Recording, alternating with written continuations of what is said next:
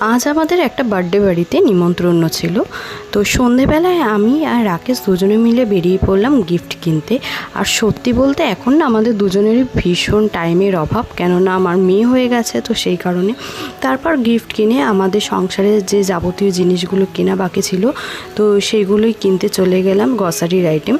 তারপরে কেনাকাটা কমপ্লিট করে দেন বাড়িতে আসলাম। বাড়িতে এসে রেডি হলাম। আর আজকে আমার ভাইয়ের বার্থডে ছিল, মানে আমার পিস্তাতো ভাইয়ের বার্থডে ছিল। এই যে হলো বার্থডে বয়, আর এখানে রয়েছে ওর সমস্ত রকমের বন্ধুরা, যেখানে আমার নিজের ভাইরাও রয়েছে। আর আমার মাম্মাইয়ের ফার্স্ট টাইম হলো কোনো নিমন্ত্রণ বাড়িতে যাওয়া। তো ওর মামির কোলে তো দিব্যি রয়েছে, আনন্দেই রয়েছে।